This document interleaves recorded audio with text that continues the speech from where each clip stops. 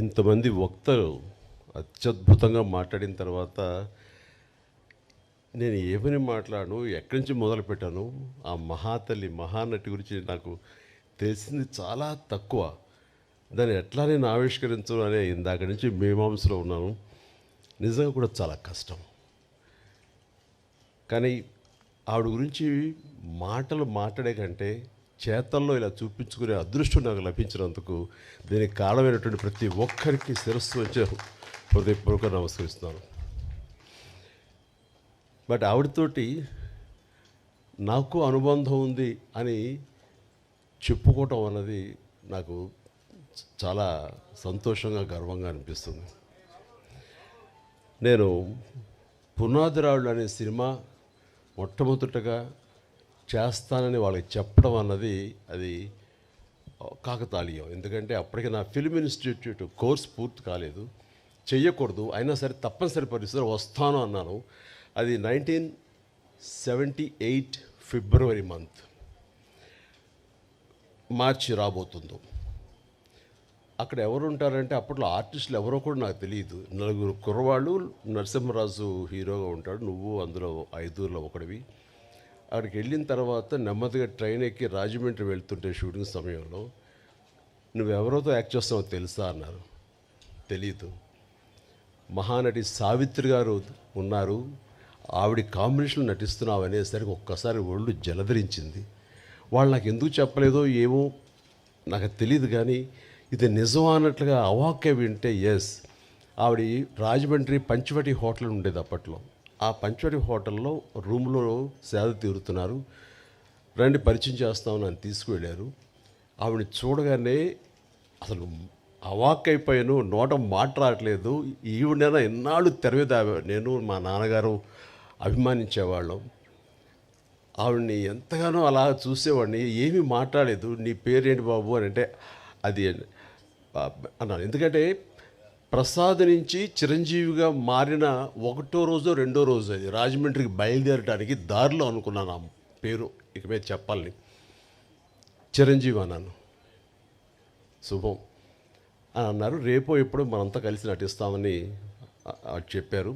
అయిన తర్వాత అక్కడ రాజమండ్రి షూటింగుల్లో వర్షం వచ్చింది. ఫిబ్రవరి మార్చిల్లో వర్షం ఏంటని మీరు అనుకోవచ్చు, అవి మ్యాంగో షవర్స్ అంటారు. మొన్న కూడా వచ్చింది అట్లా. అలాంటి అకాల వర్షం వచ్చింది. ఒక గచ్చుతోటి ఉన్న ఒక హౌసు పంచలో పైన టాప్ రూఫ్ ఉంది, కానీ జల్లు పడుతూ ఉందన్నమాట. అందులో నటించినటువంటి యాక్టర్లు అందరూ రోజారమణి, కవిత, సావిత్రమ్మ గారు, గోకెన్ రామారావు, కొంతమంది ఆర్టిస్టులు వీళ్ళందరూ ఉన్నారు, నరసింహరాజు వీళ్ళందరూ ఉండిన తర్వాత చాలాసేపు వర్షం అలా వస్తూనే ఉంది. ఎవరికి తోయట్లేదు. మీకు తెలుసా ఈ అబ్బాయి చిరంజీవి అని అబ్బాయి డ్యాన్స్ చాలా బాగా వేస్తాడు, సరదాగా చిరంజీవి డ్యాన్స్ ఏమయ్యా అన్నాడు. నేను అడగటం ఆలస్యం, అలాంటి ముందు రెడీ అయిపోతాను. నా దగ్గర టేప్ రికార్డ్ ఉంటుంది. అప్పట్లో బోనియమ్మనో లేకపోతే ఇలాంటి కొన్ని అబ్బా ఇలాంటి కొన్ని ఇవి ఉన్నాయి, ఇంగ్లీష్ నెంబర్స్. అది వేసుకుని డ్యాన్స్ చేస్తాను. నాకేంటంటే సావిత్రి గారు చూస్తున్నారు, ఇంకా పెద్ద ఉత్సాహం నాకు. అలా చేస్తుండగా ఆ జల్లుకి నా కాలు జారి గబుక్కుని కింద స్లిప్ పడిపోయాను. పడినవాడిని ఆగకుండా అక్కడ నాగుపాము డ్యాన్స్ లాగా చేస్తూ ఏదో అలా చేసేసరికి వాళ్ళందరూ క్లాప్స్ కొట్టారు. ఆవిడ కూడా చాలా సంతోషించి నాకు చాలా బాగా నచ్చావయ్యా అంటూ దగ్గర తీసుకుని ఆవిడ నా భవిష్యత్తులో మంచి యాక్టర్ అవుతావు అని అన్న మాట అంతా ఇంత కాదు. అంతటి మహానటి నోటు వెమ్మట చాలా మంచి యాక్టర్ అవుతావు, ఎందుకంటే నీలో స్పోర్టినెస్ చూశాను, ఆ తర్వాత కింద పడ్డ తిరిగి డ్యాన్స్ వేయటం అనేది ఆ నేచరు చూశాను, ఇవన్నీ చూస్తుంటే కనుక నీకు మంచి భవిష్యత్తు ఉంటుంది అని ఆ మహాతల్లి చేత అనిపించుకోవడం అనేది నాకు అంతా ఇంత కాదు, 1000 ఏనుగుల బలంగా అనిపించింది. ఆ తర్వాత మళ్ళీ ఆవిడతోటి మరొక సినిమా చేసే అవకాశం కలిగింది. అది చాలా రోజుల తర్వాత, అంటే 80లో అనుకుంటా, అది 1980లో. అది ప్రేమ తరంగాలు అని చెప్పేసి, అందులో నేను, కృష్ణరాజు గారు, సుజాత గారు, జయసుధ గారు మేమంతా ఉన్నాము. ఆవిడ నా తల్లి పాత్ర. ఆ తల్లితోటి మళ్ళీ ఆవిడ బిడ్డగా యాక్ట్ చేసి నటించే అవకాశం నాకు కలిగింది. ఇట్లాగా ఆ తర్వాత మళ్ళీ నేను ఆవిడ చూసే అవకాశం కానీ ఆవిడతోటి నటించే అవకాశం కలగలేదు. ఆ తర్వాత మరి కాలం చెందారు. కానీ ఆవిడ సినిమాలు ఎప్పుడు చూస్తుంటాను, పాత పాటలు ఎప్పుడు ఇంట్లో పెట్టుకుంటుంటాను. ఏదైనా పాత పాట చూడాలంటే కనుక నాకు సావిత్రమ్మ గారు యాక్ట్ చేసినవి, ఆవిడ పాడినవి ఆ పాటలే చూస్తుంటాను.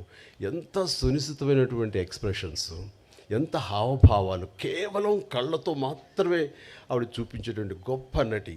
ఇందాక మన గత వక్తలు అన్నట్లుగా ప్రపంచంలో మరి ఏ నటి లేరండి. ఆవిడే కళ్ళతోటి యాక్ట్ చేసేవాళ్ళు, కళ్ళతోనే ఆకట్టిన వాళ్ళు, కళ్ళతోటి హావభావాలు పలికించేటువంటి గొప్ప నటీమణి. మా నాన్నగారికి చాలా ఇష్టమైన నటీమణి సావిత్రి గారు. సో బహుశా నాకు నాన్నగారి నుంచే వచ్చిందేమో. నాన్నగారు ఆవిడ పాటలు అవి ఏదో కనిపిస్తున్నా, ఎప్పుడైనా చూపిస్తున్నా, మేము సినిమాలకు వెళ్ళినా సరే దాని ఇంటికి వచ్చిన తర్వాత విడమరి చెప్పేవాళ్ళు నాన్నగారికి నటన పట్ల మక్కువ కొద్దీ. సావిత్రి గారు ఎలా చేసేవాళ్ళు, అక్కడ చూడి అంత ఇదిగా ఉండేదో, ఆ కళ్ళ నుంచి బయటికి నీరు రాదు, కానీ ఆ కళ్ళలో ఆ కరుణ రసం ఎంత బాగుందో చూడండి నాన్నగారు చెప్తుంటే. ఆ రకంగా నాన్నగారి నుంచి నాకు ఆవిడ మీద అభిమానం కానీ, వారి నటనను అలా చూడటం కానీ, దాన్ని ఆకలింపు చేసుకోవటం కానీ, ఆ రకంగా ఆవిడ మీద అభిమానం పెరగడానికి బహుశా అదే కారణం. అందుకని నేను అంతమించి ఆ మహానటిని ఎనలైజ్ చేసి ఆ మహానటి గురించి నేను చెప్పేంత అర్హత నాకు నిజంగా లేదు నాకు. బట్ ఆవిడ అనుక్షణం ఆవిడని ఎప్పుడు మనసులో ఆరాధిస్తుంటాను. నాకు ఒక మంచి ఫోటోగ్రాఫ్ మన కిషోర్ ఇచ్చాడు, సంజయ్ కిషోర్. అది ఎప్పుడు నా బెడ్రూమ్లో నేను పెట్టుకుంటూ ఉంటాను, అంతగా ఇష్టపడతాను. ఒకసారి అదే ఇందాక చెప్తున్నారు చాముండేశ్వరి గారు, ఇంటికి వచ్చినప్పుడు నేను ఆవిడని ఎప్పుడు ఎంతగా ఆరాధిస్తానో, మీరు సడన్గా వచ్చారు నాకు నిజంగా తెలియదు, కానీ మీరు నమ్ముతారు నమ్మరు అంటూ ఆ బెడ్రూమ్లోకి వెళ్ళి ఆ ఫోటోగ్రాఫ్స్ ఆవిడ చూపించినప్పుడు ఆవిడ ఎంత స్పందించారు, ఎంత ఇదయ్యారంటే అంత ఇంత కాదు. బహుశా అంతగా ప్రేమించే ఒక యాక్టర్ చిరంజీవి లాంటి మనిషి చేత ఇది చేయించాలని ఆవిడకి ఎందుకు అనుకుంటున్నారో ఏమిటో నాకు నిజంగా తెలియదు. కానీ మన బ్రహ్మానందం గారు వాళ్ళు అన్నట్లుగా ఆ మహాతల్లి పైనుంచి నా గురించి ఈ పుస్తక ఆవిష్కరణ కానీ నా గురించి మరింత యంగర్ జనరేషన్స్కి తెలిసే విధంగా ఆ అవకాశం మళ్ళీ చిరంజీవి ద్వారానే బయట ప్రపంచానికి మళ్ళీ అందరికీ తెలిసేలాగా నేను ఎప్పుడూ చిరంజీవిగానే ఉంటాను. ఆయన మాటలు చాలా బాగా చెప్పారు. నేను చనిపోలేదు, నేను బ్రతికే ఉన్నాను అన్నది చెప్పుకునే ఇది నా ద్వారా లభించినందుకు, నేను దానికి ఒక వారధిగా ఉన్నందుకు నేను చాలా నా జన్మ సార్థకమైందని భావిస్తున్నాను. అలాంటి అవకాశం నాకు ఇచ్చినటువంటి విజయ చాముండేశ్వరి గారికి, గోవిందరావు గారికి నా హృదయపూర్వక ధన్యవాదాలు తెలియజేస్తున్నాను. వారి ఇంటికి వచ్చినప్పుడు చాలా చిన్నగా చేసేద్దామండి, ఎందుకంటే అమ్మకి ప్రకృతి చాలా ఇష్టం. మీ ఇంట్లో ఎటు చూసి సరే పూల మొక్కలతో చాలా అందంగా ఉంది, ఇలాంటి చోట చేస్తే బాగుంటుంది, మీలాంటి మనసున్న మనుషులు చేస్తే సరిపోతుంది అనుకున్నప్పుడు అంతటి గొప్ప నటీమణిని, అంతటి వ్యక్తిని ఒక చిన్న చోట చిన్నగా చేయటానికి నాకు అసలు మనస్కరించలేదు. అందరికీ కొంచెం టైం తీసుకున్నా సరే ఇంతమందికి ఆవిడ గురించి చెప్పేలాగా అలాంటి ఆయా వక్తలు నేను ఇన్వైట్ చేసి వారి ద్వారా ఆవిడ గొప్ప ఔన్నత్యాన్ని తెలిసేలాగా నా వంతు ప్రయత్నం చేశాను. అందుకని ఇందులో నేను ఆవిడ గురించి ఏమని చెప్పగలను నేను చెప్పలేను. బట్ ఆవిడ గురించి ప్రేమ నాకు ఒక తల్లి లాంటి ఆవిడ మీద నా ప్రేమ మనసులోనే పదిలంగా దాచుకుంటూ, ఆ మహాతల్లి నాకు తన కూతురైన చాముండేశ్వరి, నా సోదరైన చాముండేశ్వరి ద్వారా నాకు ఈ అవకాశం ఇచ్చిందని భావిస్తూ, ఇది నా జీవితానికి దక్కినటువంటి గొప్ప అమూల్యమైన అవకాశంగా నేను భావిస్తున్నాను. అందుకనే ఒక్కోసారి మాటలు కొరవడిపోతాయి. ఈసారి నిజంగానే నేను మాట్లాడేటప్పుడు మాటలు వెతుక్కుంటున్నాను.